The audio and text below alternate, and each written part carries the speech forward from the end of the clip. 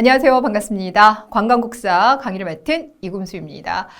일단 여러분들 기본 이론과 문제풀이 강의로 구성이 되어 있고요. 우리가 지금 보고 있는 이 강의는 기본 이론 강의가 되겠습니다. 자, 모두 24개의 강의로 구성이 됐고요. 첫 번째 파트부터 진행을 해보도록 하겠습니다. 자, 그런데 잠깐만요. 여러분 이 강의 왜 열어보셨어요? 예, 여러분이 원하시는 그 관광국사 시험에서 한국사 시험 잘 보기 위해서 열어보신 거잖아요. 그쵸? 근데 우리가 생각을 해보면 한국사 강의는 정말 많이 있어요. 중학생, 고등학생을 위한 내신 강의도 있고요. 수능을 위한 한국사 강의도 있고요. 한국사 능력 검정 시험을 위한 강의도 있고 다양한 공무원 강의도 있습니다. 근데 그 많은 강의 중에서 여러분이 이 강의를 열어보신 건 일단 이 교재를 사셨기 때문일 이유가 되게 많죠. 그쵸? 그러면 이 교재와 이 강의를 선택한 이유가 정확히 있을까요? 여러분들 이 한국사라고 하더라도요, 시험에 따라서 접근하는 방법이라든지 또 공부해야 될 주제가 조금씩 다릅니다. 그러니까 여러분께서 이제 관광국사를 준비를 하셔야 되는데 수능 문제를 푼다거나 아니면 일반적인 공무원 시험 문제를 푼다거나 이러시면 안 돼요. 한국사라고 하는 기본 맥락은 똑같습니다만 그 안에서 접근이 다르다 보니까 공부를 해놨는데 이건 시험에 안 나와라든지 아니면 나 이렇게 공부 안 했는데 얘는 시험에 나온다라든지 그러니까 완전 달라요. 그러하기 때문에 여러분께서 관광국사 이 강의를 들으셔야 된다라는 겁니다. 자, 그거 이외에도 관광국사가 가지고 있는 또 특징이 있습니다. 그건 제가 OT 강의에서 진행하기 때문에 그건 따로 보고 오시고요. 지금은 여러분께서 교재를 피시고 1강 참여해 주시면 되겠습니다. 자, 우리 파트가 여러 개로 나눠져 있죠? 그 중에서 우리는 첫 번째 파트를 모두 8시간에 걸쳐 강의를 하도록 하겠습니다. 이 첫 번째 파트 같은 경우는 고대 사회를 다루고 있습니다. 구석기 시대를 출발해서요, 쭉 가다가 통일신라 발해까지를 우리는 고대 사회라고 불러주는데, 일단 여기가 여러분이 보시는 시험에서 출제 비중이 제일 높습니다. 그렇기 때문에 모두 8개의 이론 강의로 구성을 했고요. 오늘은 그 중에서 첫 번째이기 때문에 어디를 공부하냐? 구석기, 신석기, 이런 이야기들을 좀 해보도록 하겠습니다. 여러분들 찾아오시는 방법은요, 이제 교재에서 여기를 봐주세요. 그럼 여기 보시면 다시 챕터가 나왔죠. 우리는 우리 민족의 형성과 선사문화라는 이 챕터를 오늘 공부하게 될 거고요. 그 중에서 1번은 패스하겠습니다. 왜냐하면 최근 5년 동안 기출문제를 보면 그 부분은 직접으로 문제에 나온 적이 한 번도 없어요.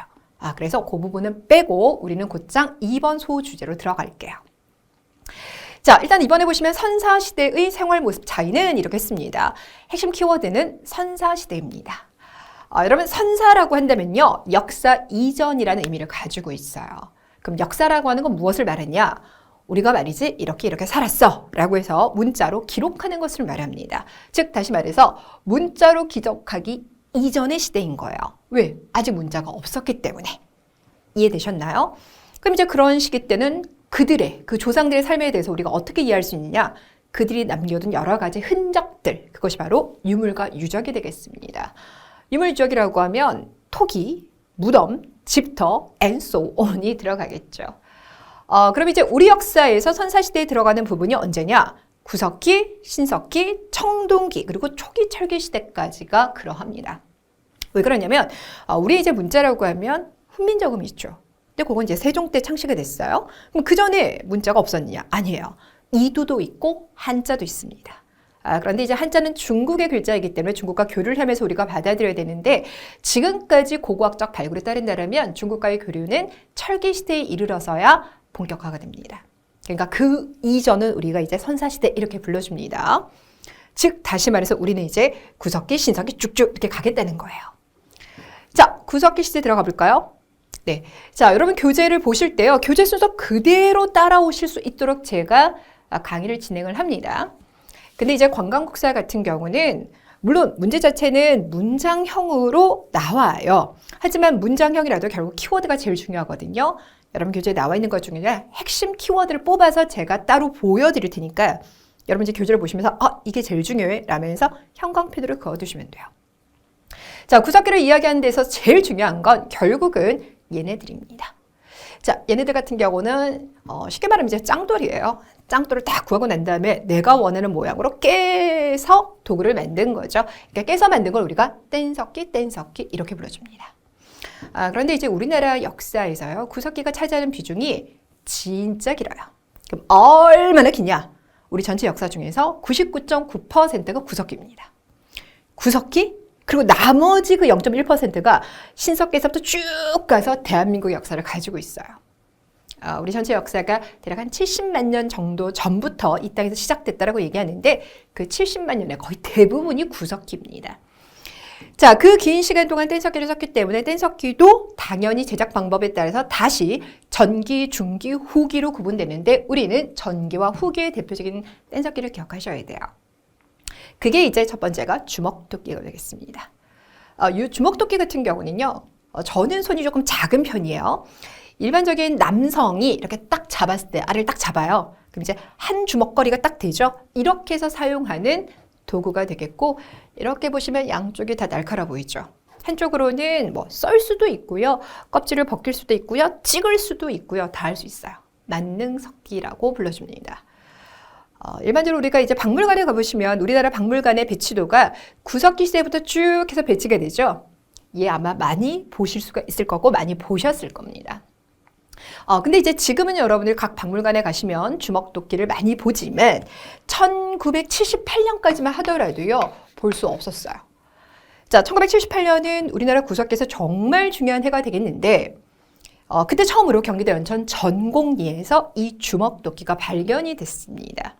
근데 그 전에는 우리나라, 중국, 일본, 동아시아권에서는 얘가 전혀 안 나왔어요. 근데 이제 전혀 안 나오는 그 상황을 두고 어떤 이제 역사학자가 뭐라냐면, 동아시아는 왜 주먹도끼를 못 만들었지? 이렇게 생각을 한 거예요. 그럼 주먹도끼보다 단순한 형태가 집게라는 게 있어요. 그래서 동아시아는 전기 구석기에서도 집게만 사용했고 저쪽 아프리카나 서구권 같은 경우는 집게와 주먹도끼까지 사용했네 라면서 이렇게 나눠놨어요. 그걸 바로 이제 모비우스 이론 이렇게 불러줍니다. 근데 1978년에 연천에서 주먹도끼가 나오는 순간 그 모비우스 이론은 폐기가 된 겁니다. 되셨습니까? 그래서 주먹도끼 사진 다음 페이지를 가보시면 박스 안에 모비우스 이론에 대한 설명 나와 있죠? 핵심 키워드니까 다 기억을 해두시면 됩니다. 자, 그러다가 이제 긴 구석기가 계속 바뀌어요. 그래서 후기 구석기로 가게 돼요. 그러면 얘가 만들어지는데 얘 이름은 승배찌르기입니다. 일단 찌르는 용도가 되겠고요. 승배라고 하는 게 이 손잡이를 말합니다. 근데 이제 요거 가지고 이렇게 찌르냐? 그건 불가능하고요. 여기에다가 나무 같은 걸 연결해요. 그리고 난 다음에 끈으로 묶습니다. 그럼 이렇게 창이 되는 형태가 되죠.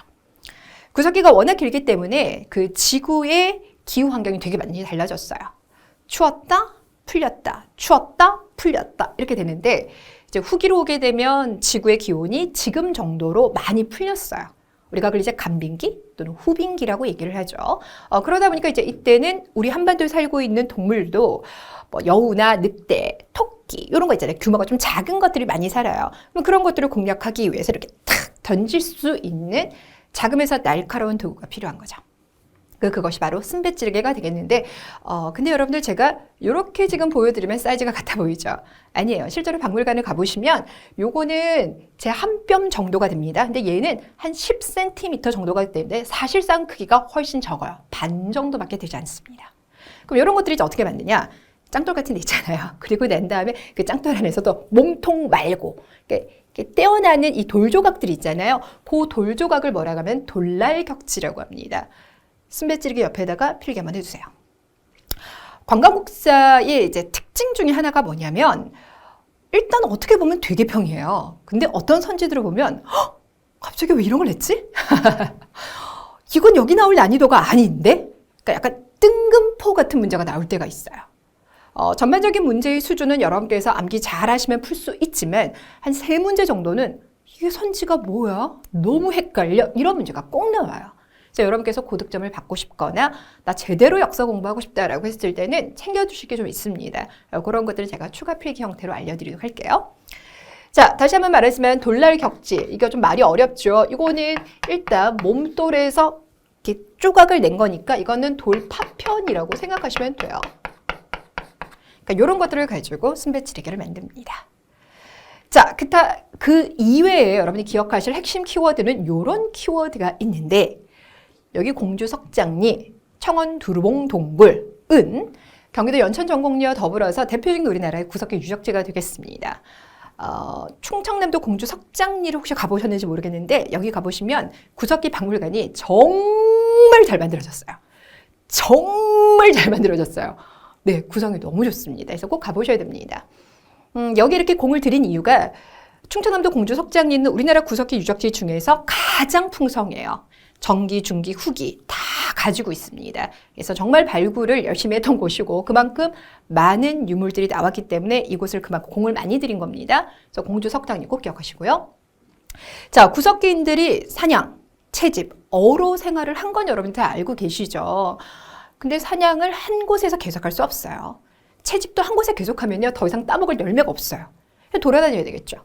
돌아다니다 보니까 겨울에는 이제 동굴에 많이 살고 여름에는 조금 더 멀리까지 가요. 그러다 보니까 동굴까지 가지 못했을 때 중간에 임시 거주지를 만듭니다. 그걸 바로 막집이라고 합니다. 그래서 이제 구석기인들은 동굴에 많이 사는데 우리나라 동굴 유적지가 되게 많이 있어요. 그 중에서 청원 두루봉 동굴, 이거 충청남도, 죄송합니다. 충청북도를 가셔야 되는데 얘가 유명한 이유가 뭐냐면 여기에서 흥수아이라는 이름을 가진 아이 뼈가 나왔어요. 인골이라고 하죠. 북한과 남한에서 많은 인골이 발굴이 됐어요. 근데 온전하지 못한 상태, 뭐 예를 들어서 두개골 쪽만 있거나 치아 쪽만 있거나, 그러니까 부분이 있는 인골은 발견이 되었습니다. 근데 1980년대가 되어서 여기서 이제 처음으로 완전한 인골이 발견이 된 거예요. 근데 어린 아이예요. 그래서 발견자의 이름을 따서 흥수아이 이렇게 붙여준 겁니다. 자, 그래서 요 세 군데 같은 경우는 일단 기출에서도 여러 번 볼 수 있을 겁니다. 그래서 꼭 기억해 주셔야 돼요. 자, 마지막으로는 주술적 예술형 행태가 이루어졌다라는 건데 주술이다 그러면 기원하다. 그래서 주술사다 그러면 기원하는 무당 이런 존재를 말하는 거죠. 구석기인들 같은 경우는 원시적이긴 하지만 자기들이 원하는 걸 표현을 했어요. 예술적으로. 그럼 어떻게 표현을 했냐? 이렇게 표현을 해요. 이게 뭘까요? 물고기죠. 네. 그러니까 이런 것들은 물고기 더 많이 잡았으면 좋겠어 라는 마음을 반영한 거죠. 그래서 우리나라 구석기인들의 예술 작품은 저런 것들입니다. 그래서 주술적 의미의 행위가 이루어졌다라고 봅니다. 자, 이렇게 해서 우리는 구석기를 마무리 짓고요. 이번에는 신석기로 들어가 보도록 할 텐데 잠깐만요, 여러분들.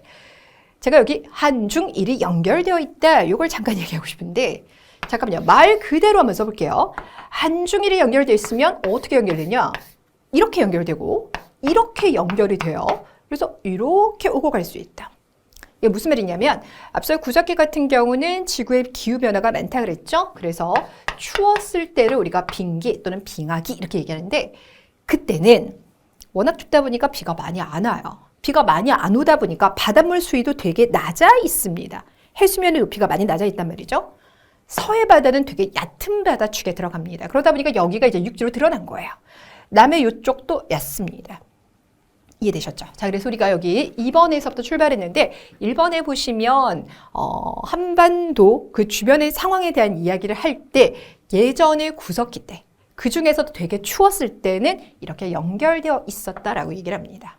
그럼 이제 이건 무슨 말이냐면 구석기 때 한반도에 분명히 사람이 살긴 살았지만 그 사람들이 여기서만 살았다는 보장이 없잖아요. 이쪽으로 갔을 수도 있고 이쪽으로 갔을 수도 있잖아요. 그렇죠? 그래서 우리는 구석기인들이 우리 민족이야 이런 얘기는 안 해요. 한반도의 구석기인들이 살았긴 살았지만 우리 민족, 그러니까 우리만의 어떤 문화적인 특징들을 가지고 있다라고 하면 한중일이 오늘 같은 형태로 해안선이 이렇게 분리가 되고 정착 생활이 시작된 신석기 때부터를 이야기합니다. 되셨나요? 네. 자, 그러면 신석기를 들어가 보도록 할게요. 신석기 같은 경우는 일단 키워드가 좀 많이 있어요. 근데 이제 교재 신석기 페이지 보시면 첫 번째는 유적지가 나왔죠. 조금 더 많아져서 이렇게 5군데. 뒷페이지를 넘겨보시면 키워드가 이렇게 많이 있습니다. 네, 내용은 쉬운 거 알고 계시죠? 자, 먼저 오른쪽 내용을 가지고 왼쪽을 매칭해 볼게요. 자, 신석기 때부터는 이제 전 세계적으로 농사 짓는 게 이제 시작이 돼요. 그건 이제 지구가 더 이상 이제 빙하기가 없고 따뜻한 간빙기가 되면서 식물들이 자라기 좋은 조건이 된 거랑 관련되어 있습니다. 그래서 우리도 이제 농사를 짓기 시작하고요. 물론 사냥을 해요. 사냥은 하지만 이제 울타리 안에서 가축을 키우기도 합니다. 그래서 여기서 주의하실게요. 시작했다라고 해서 채집이나 사냥을 멈추는 거 아니에요. 여전히 채집 생활과 여전히 어로 생활도 지속을 합니다.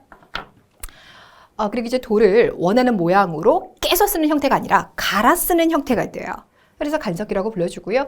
간석기 같은 경우는 보통 명칭 앞에 돌, 머시기, 돌, 머시기 이렇게 붙여줍니다. 자, 그리고 이제 요 농경과 목축 관련돼서 중요한 유적지 옆에 거 한번 매칭을 해볼게요. 일단 이제 농사를 졌다고 해서 아직까지 벼농사 짓는 건 아니에요. 그래서 더 초보적인 단계, 조, 수수 이런 것들 재배를 합니다. 그 흔적이 저기 앞에 나와 있는 두 유적지에서 발견이 됐는데 좁쌀이 있잖아요. 요 조를 말합니다. 그 좁쌀이 불탄 상태로 저 유적지에서 나타났어요. 자, 이번에는 세 번째 가볼게요. 빗살무늬 토기는 여러분들이 워낙 많이 알고 계시기 때문에 제가 따로 설명드릴 필요는 없을 것 같아요. 그럼 이거 질문합시다. 왜 빗살무늬 토기예요? 이렇게 빗금 표시를 했을까요? 이것도 요즘에는 많이들 알고 계신 것 같긴 하던데. 옛날에 이제 토기를 만들 때는 지금처럼 이렇게 막 물레로 돌려서 만드는 형태가 아니에요. 그러다 보니까 이렇게 뭐 가래떡 있잖아요. 그거 이렇게 쭉 뽑아내듯이 이렇게 이제 그 흙을 빚어줘요. 그리고 난 다음에 그걸로 이렇게 하나 이렇게 층층이 쌓아 올려가지고 토기를 만드는 형태였어요.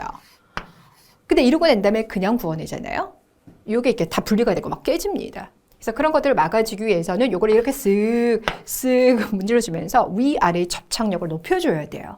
그런 과정 속에서 이렇게 빗금을 그어준 겁니다. 되나요?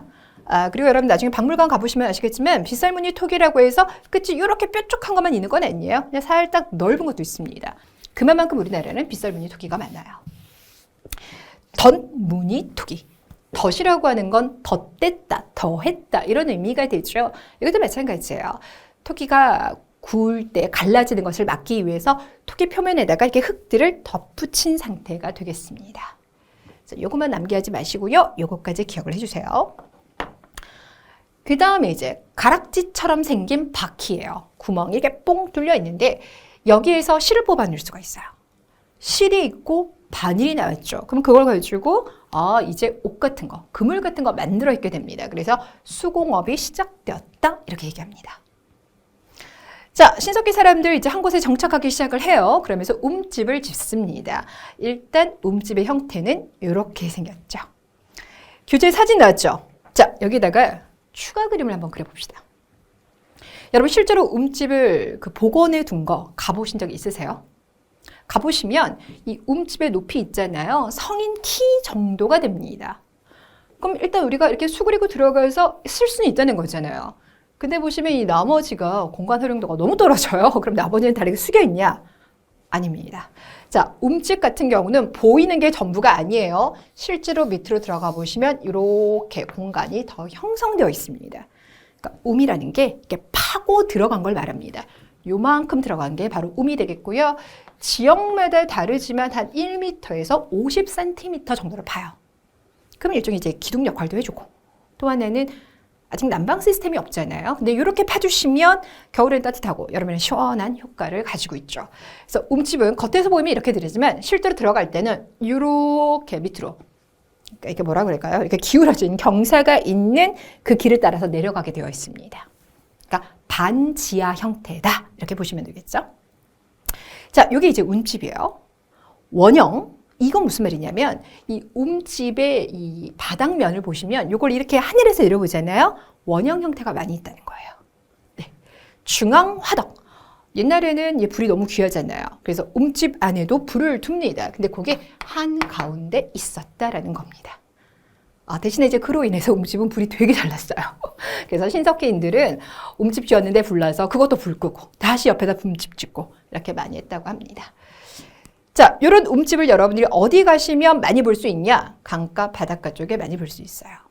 신석기 유적지들은 보통 이런 곳에서 많이 형성이 되는데 그 이유는 농사를 짓기 시작했잖아요. 그러니까 평야가 필요한 거고 또 물도 필요하죠. 그래서 이렇게 되고요.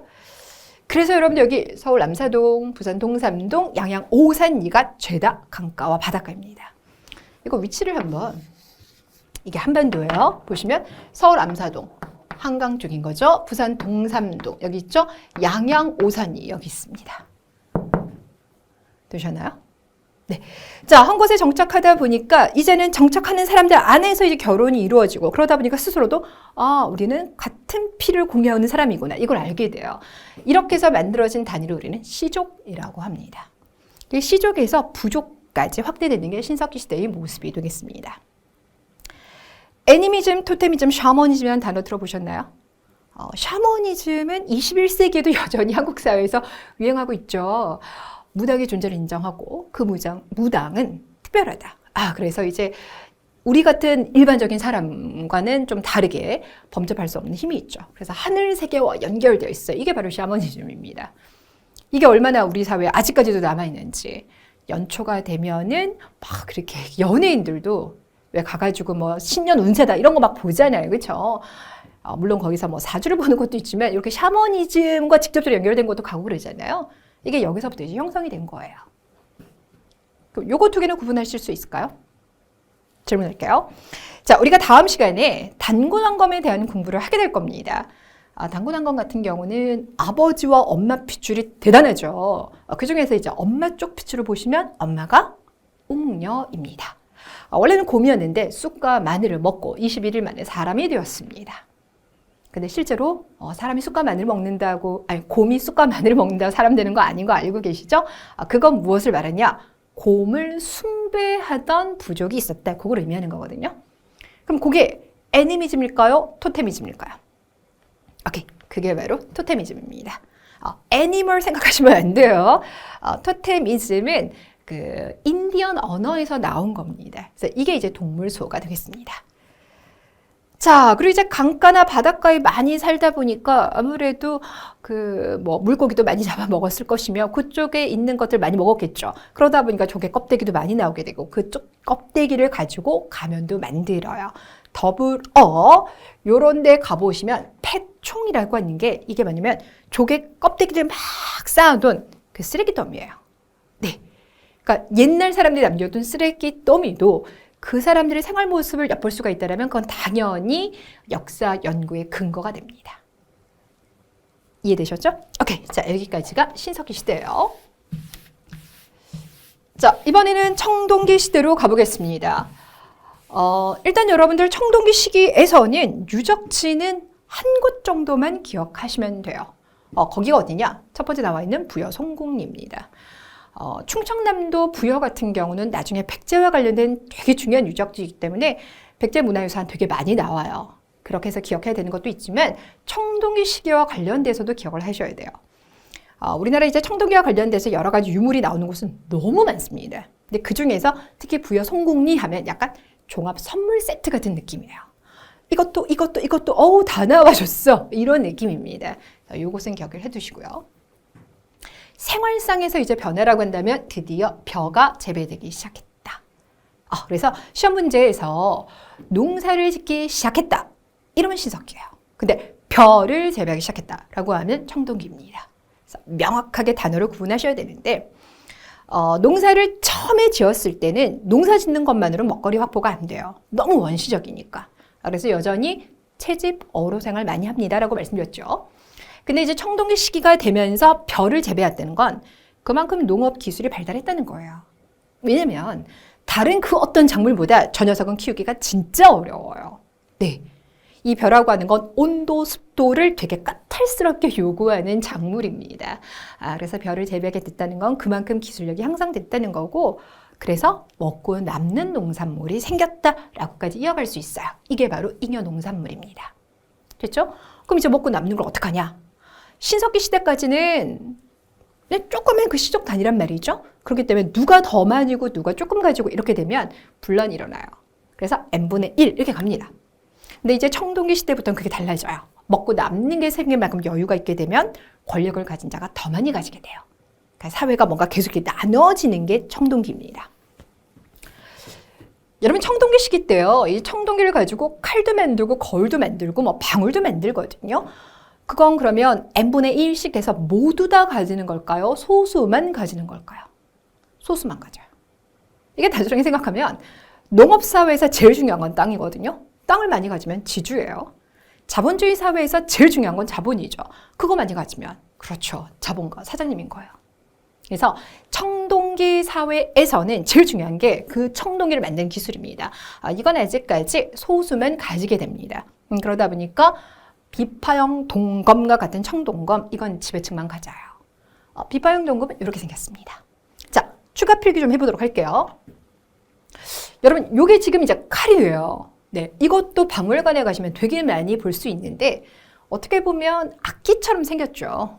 그래서 비파라는 악기를 닮았다라고 해서 비파형 동검 이렇게 불러줍니다. 근데 여러분들이 예뻐 보인다고 하자면 이것도 여러분 살상용입니다. 이건 약간 도라이버 형태처럼 생겼기 때문에 이게 찔러서 돌리고 이러면 피가 엄청나게 많이 흘러요. 그런데 이제 특이한 건 여러분이 지금 보고 있는 여기 있잖아요. 여기는 이 칼로 말하면 몸체 부분이에요. 그럼 이제 싸울 때 이 부분 있잖아요. 이것만 잡고 싸우느냐? 불가능하겠죠. 그럼 무슨 말이냐? 아래쪽이 따로 있다는 겁니다. 손잡이. 즉 바꿔 말해서 우리나라는 몸체와 손잡이가 분리형이에요. 이런 분리형 청동검은 어디에서 나타났냐면 만주, 유령, 한반도에서 나타나요. 더 나아가서 어디에서 안 나타나냐? 아무래도 우리가 이제 고대 역사에서부터 중국 이야기 안 할 수가 없거든요.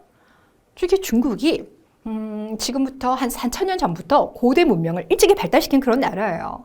세계에서도 손꼽히는 나라란 말이죠. 그럼 그런 나라의 문명이 우리한테 이제 아무래도 영향을 줬을 거란 말이에요. 그래서 우리가 생각했을 때는 이런 비파형 동검 같은 경우도 중국의 영향을 받았을 거라고 생각할 수 있어요. 그런데 그거는 아니라는 겁니다. 중국 같은 경우는 동검이 일체형이에요. 그래서 이 동검의 몸체와 손잡이가 하나로 있습니다.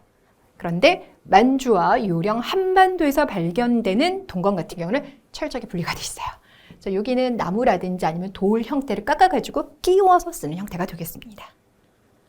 이해되셨나요? 오케이. 자, 그래서 우리나라 청동기는 중국의 영향을 받았다라고 하시면 절대 안 되는 겁니다.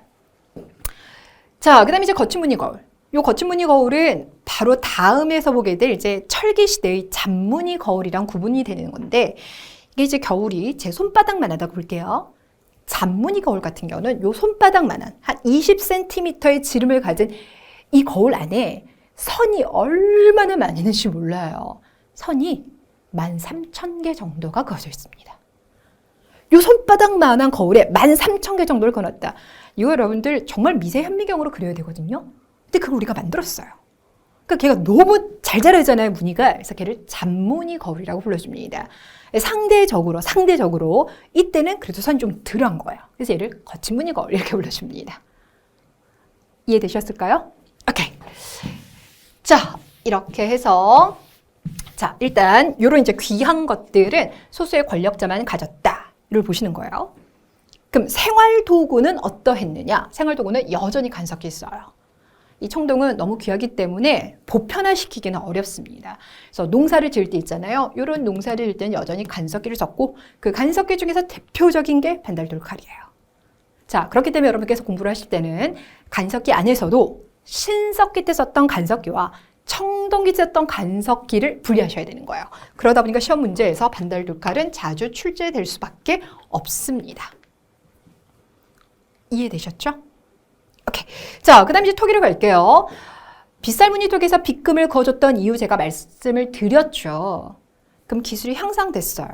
그럼 이제는 토기를 구워냈을 때 토기가 터지지 않을 기술을 알아냈겠죠? 그러다 보니 굳이 빗금 그을 필요가 없는 거예요. 그래서 토기가 밋밋합니다. 이게 바로 민무늬 토기예요. 이해되시죠? 보통 우리가 생각하는 이런 항아리 형태가 됐고 문양이 없는 겁니다. 근데 문양이 없지만 또 지역마다 조금씩 달라요. 가령 예를 들어서 저기 의주라는 그 북한과 중국의 국경선 의주 있죠? 그쪽에 가면 미송리라는 마을이 있는데 거기서 발견된 토기에는 손잡이가 이렇게 있습니다. 박물관에 가보시면 손잡이 있는 토기 진짜 많이 있어요. 그런데 우리는 청동기 시기 안에서도 좀 이르게 이렇게 손잡이를 만든 이 토기는 미송리식 토기 이렇게만 얘기를 합니다. 또 어떤 지역 같은 경우는 밋밋해서 무늬는 없어요. 근데 색깔이 예쁜 거예요. 그래서 그것이 붉은 간토기입니다. 이런 것들은 암기해 주셔야만 됩니다. 자, 그리고 고인돌, 돌렬무덤. 고인돌이야 여러분들이 정말 많이 아실 것 같아요. 어찌됐거나 고인돌과 돌렬무덤은 모두 다 재료가 돌이에요. 근데 근데 이 돌이 기본적으로 되게 크고 좀 무거워요. 그러니까 사람 죽었다고 해서 그 무덤을 만들기 위해서 저렇게 거대한 돌들을 어떻게 가공을 했다. 아무래도 그 무덤 속 주인공은 권력을 잡은 사람이겠구나 이렇게 생각을 하게 됩니다. 되셨나요?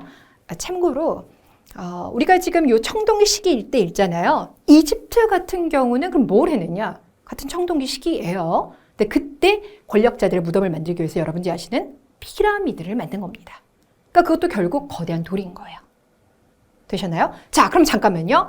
지금까지 했던 이야기를 가지고요. 제가 그림을 하나 그린 거예요. 자, 이 사람은 누구냐? 힘을 가진 사람입니다. 이런 힘을 가진 사람을 군장 또는 족장이라고 불러주는데 청동기 시기 때 그는 일단 한 손에 청동검을 들고 있습니다. 맞습니까? 그리고 목에는 청동방울을 매달고 있고요. 손에는 청동방울을 들고 있어요. 요 방울 같은 경우는 인간의 세계와 하늘의 세계를 연결할 때, 그러니까 무당이 사용하는 도구라고 생각하시면 돼요. 이게 바로 청동기 시기 지배자의 모습이 되겠습니다. 되셨나요? 오케이. 자, 그리고 이제 밑으로 한번 가볼게요. 요거 잠깐 건너뛰고요. 여기서 말하는 족장은 이 사람을 말해요. 이해되셨죠? 자, 그러면 이것 자체를 알 수 있는 게 청동기 시기가 되면 무엇이 등장하였다. 그렇죠. 계급이 형성되면서 신석기의 평등한 사회가 깨졌다라는 거예요. 되나요? 자, 그리고 재정일치라는 단어가 나왔죠? 저기서 말하는 제라고 하는 건 제사, 즉 종교를 말합니다. 정이라고 하는 건 정치를 말합니다. 워낙 소규모 국가 형태이기 때문에 한 명의 통치자가 이런 분야를 다 아우른다. 됐죠? 자, 그리고 이런 군장 같은 경우는 나는 너희들과 급이 달라 라든지 아니면 내가 다스리고 있는 요 부족은 저 부족과는 급이 달라 이런 생각을 해요. 그래서 우리는 선택받은 사람이야 라는 생각을 하게 되는데 그 생각 중에 하나가 바로 뭐냐면 선민사상이라는 겁니다. 우리는 선택받은 민족이야 이런 생각을 해요. 되셨나요? 오늘날에 저런 선민사상이 되게 강하다 그러면 이제 유대인들 이야기를 많이 하죠. 그런 거라고 생각하시면 됩니다. 자, 그리고 이제 마지막 남아있는 제시어 중에는 배산임수가 있습니다. 일반적인 우리의 농촌 마을들 가보시거나 어촌 마을을 가보시면 풍경이 어떠냐면 뒤로는 산이 있죠. 그리고 평야가 쫙 펼쳐져 있어요. 그리고 햇살이 쫙 들이옵니다. 거기에 집이 있고 농사를 짓는 공간이 있어요. 그리고 조금 가보면 물이 흐릅니다. 우리 보통 이제 그런 모습을 실제로 보신 적도 있을 것이고 아니면 영상으로도 많이 보셨을 것 같은데 그러한 위치를 우리가 배산임수 지형이다 이렇게 불러줍니다. 자, 이런 이제 배산임수 지형을 그림으로 그려보시면 이렇게 했을 때 신석기 사람들 같은 경우는 이제 강가나 바닷가에 살아간다 했으니까 이쪽이 될 것이고요. 구석기인들은 동굴에 살아간다 그러니까 이쪽 지점이 되겠죠? 그럼 배산임수는 어디가 되느냐? 한 요 정도가 배산임수, 즉 청동기인들이 살아가는 구역대가 되는 거예요. 이해되셨죠? 그러니까 이렇게 살짝 뒤로 빠지는 이유는 뭐가 있냐면 이렇게 이제 청동검이 나타나면서 부족 간의 전쟁이 많이 활발해져요. 그럴 때는 이제 평지에 있는 것보다는 살짝 언덕배기로 올라가는 것이 그 밑에 여러 부족들이 만약에 침입했을 때 움직이는 동선 파악하기에 되게 좋습니다. 자, 그래서 청동기 시기 때 마을을 이야기할 때 꼭 추가돼야 될 단어가 뭐냐면 목책, 도랑 이런 얘기가 들어가요. 배산임수 지형에 있는 언덕배기에 마을을 형성하고 난 다음에 그 주변에다 목책을 두른다거나 도랑을 팝니다. 됐나요? 그리고 이제 움집 같은 경우는요. 원래 반자 형태였잖아요. 그러니까 점점 위로 올라오기 시작합니다. 자, 여기까지가 바로 청동기입니다. 자, 그리고 자, 그렇다면 이제 우리나라에서 한번 생각해 볼게. 우리나라에서도 그럼 청동기 시기 때 이제 지배하는 군장이 등장했을 거고 그렇게 국가가 등장했을 것 같은데 그 국가가 뭐예요? 라고 하시면 그게 바로 고조선이 됩니다. 전 세계적으로 보면 다 청동기를 바탕으로 해서 첫 번째 국가가 등장해요. 우리는 고조선. 자, 그리고 청동기 때 하나만 더 하고 철기로 넘어가도록 할게요. 여러분 교재에 보시면 고인돌 사진이 양측에 나와 있죠? 네. 우리나라는 전 세계 고인돌의 40%를 보유하고 있는 나라입니다. 고인돌 왕국이에요. 진짜 고인돌 많아요. 그러다 보니까 형태도 다양한데 여러분이 많이 보시는 고인돌은 이런 형태죠. 이렇게 일단 기둥 형태가 되는 걸 세워둬요. 원래는 사면을 다 세웁니다. 그리고 그 안에 시신을 넣어두고요. 이런 것들은 보통 통치자의 무덤이기 때문에 그 주변에 뭐가 있냐면 청동검, 청동거울 이런 것들이 있어요. 그리고 난 다음에 덮개 돌을 덮는 형태가 되겠습니다. 그래서 일종의 약간 탁자처럼 생겼죠? 이런 것들은 강화도라든지 이제 위쪽으로 많이 있어요. 그래서 한반도 전체에서는 강화도 위에 많이 있기 때문에 북방식이라고 불러줍니다. 반면에 요거 같은 경우는 요 다리 부분이 되게 이제 짧아졌죠. 그렇죠? 그러니까 요럴 때는 땅을 살짝 파고 난 다음에 요 안에 이제 시신을 두는 형태가 되겠는데 요런 거는 바둑판식 형태가 되겠고요. 아래쪽에 많이 있어요. 대표적인 게 전라북도 고창과 전라남도 화순 지역이 되겠습니다. 그래서 여러분들께서 만약에 이 전라도 일대를 이제 여행을 하시는데 저기 어디 보니까 이렇게 돌들이 이렇게 이제 좀 이렇게 뭐랄까 이렇게 무더기로 있어요. 근데 자연석 같지는 않은 건 거예요. 왜 자연석은 그냥 이렇게 둥글고 이러잖아요. 근데 뭔가 약간 사각형 형태로 손을 좀 본 것 같아요. 그리고 이게 딱 붙어 있는 게 아니라 여기 있고 여기 있고 여기 있는데 뭔가 약간의 좀 배열된 느낌도 없지 않아 있어요. 그럼 그때 여러분들은 고인돌 이렇게 생각하시면 돼요. 맞아요. 실제로 이 지역에 가시면 고인돌 되게 많습니다. 꼭 여기만 있는 건 아니고 여기는 일종의 이제 군집 형태로 있는 거고요. 제가 전라북도 완주 쪽에 박물관이 있어서 이제 갔었는데 박물관 위층에서 주위를 이렇게 둘러봤더니 저게 뭐지? 고인돌이구나. 맞아요. 실제로 많이 보실 수가 있습니다. 그래서 이 형태까지 기억을 해주시면 돼요. 자, 마지막 철기로 들어가겠습니다. 일단 철기시대 같은 경우는 유적지는 따로 안 봐요. 이게 구석기에서부터 뒤로 오면 올수록 유적지가 정말 많아요. 그래서 청동기까지는 유적지를 물어보지만 철기에서는 유적지만 따로 기억하실 건 아직은 없고요. 맨 마지막에 유물과 연결시켜서 하나만 말씀을 드릴 겁니다. 자, 그럼 이제 여러분들이 제시어를 곧장 가시면 돼요. 철기시대니까 철을 가지고 뭔가를 만들었겠죠. 자, 첫 번째 제시어에서 여러분들이 주목하실 부분이 뭘까요? 바로 철제 농기구예요. 앞서 봤던 청동기 같은 경우는 청동으로 무기까지는 만들었어요. 하지만 청동으로 농기구는 안 만들었어요. 그 여전히 간섭기를 썼죠. 근데 철제 같은 경우는 농기구까지도 철제로 만듭니다. 이게 되게 중요해요. 그러니까 그만큼 철광석을 가지고 만드는데 그게 이제 지표면상에서 구하기도 더 쉽고요. 더 이제 그 활용도를 높인 겁니다. 이제 누구나 가질 수 있게 되는 거예요. 대신에 이제 왕은 더 좋은 걸 가지겠죠. 그래서 철을 가지고 농기구까지 만들고요. 무기까지 등장했으면 이제는 생산력도 높아지만 전쟁도 더 많이 활발하게 이루어져요. 그러니까 나라가 더 다양해져요. 이게 이제 우리 시기로 보면 언제가 되느냐? 앞서 고조선 같은 경우는 청동기를 사용했습니다 이렇게 말했죠. 근데 고조선 후반부로 가면 이제 철을 본격 사용하기 시작할 겁니다. 그럼 그 다음부터는 이제 첫 번째 국가가 고조선이고 두 번째 국가가 부여예요. 그리고 부여에서 나와서 건립된 게 이제 고구려인 거니까 이런 나라들은 다 철기를 바탕으로 건국되었다라고 얘기를 합니다. 자, 그 다음에 요거는 앞서 이야기했기 때문에 잔무늬거울. 뭔지 아시겠죠? 제 손바닥만한 지름이 한 20cm 정도가 되는 이 청동 거울에 엄청나게 많은 선들이 그어졌다. 그러니까 지금도 정말 미스터리인 거예요. 우리는 막 이렇게 돋보기 확대하고 현미경 확대해야지만 그게 보이고 그걸 제작할 수가 있는데 아니 그 시대 사람들은 그런 거 없었는데 어떻게 만들었지? 진짜 미스터리거든요. 그게 바로 잔무늬거울. 이게 많지도 않아요. 우리나라에 제가 알기로는 한 10점, 그러니까 10여 점에서 한 20여 점 정도? 되게 소량인데 발굴될 때마다 와 이렇게 놀랍니다. 자, 그 다음에 이제 세형동검이 있는데 세형동검은 이 세자라는 게 날카롭다라는 의미를 가지고 있어요. 그러면 일반적으로 우리가 생각하는 칼이라는 게 이제 이런 형태가 되잖아요. 네, 맞아요. 세형동검은 이겁니다. 이해되셨죠? 자, 이게 이제 의미하는 게 뭐냐를 얘기했을 때 아까 비파형 동검 같은 경우는 중국 빼고 그 만주나 한반도 일대에서 다 발견이 돼요. 근데 이 세형 동검 같은 경우는 우리 땅에서만 발견이 돼요. 다른 데서 안 나와요. 타무니거울도 마찬가지예요. 그래서 이때는 이 청동기의 제작 기술이 더 발달하고 또 스타일이 더 명확해지면서 우리식 청동기가 만들어졌다 이렇게 얘기합니다. 그래서 되게 독자적이다라고 얘기를 해요. 되셨나요? 그리고 또 하나 전쟁은 얘를 가지고 나갈 겁니다. 그럼 얘는 전쟁 용도로 사용되는 건 아니에요. 대신에 제사 아니면 큰 행사, 의뢰 같은 거 있잖아요. 그런 용도로 사용했다라고 추정하고 있습니다. 자, 그 다음에 이제 토기에서는 검은 간토기 정도 챙겨두시면 되는데, 이게 앞서 붉은 간토기가 있고, 그 다음에 검은 간토기가 나니까 되게 많이 헷갈려요. 그래서 제가 학생분들에게 항상 말씀을 드릴 때, 저는 이제 개인적으로 이제 인테리어에 좀 관심이 있거든요. 그래서 이제, 레드랑 블랙을 했을 때는 조금 블랙이 더 시크해 보이고, 조금 더 모던해 보이잖아요. 그래서 처음에는 레드 썼다가, 나중에 블랙으로 갔다. 이렇게 생각하자. 라고, 이게 그냥 팁 아닌 팁을 드립니다.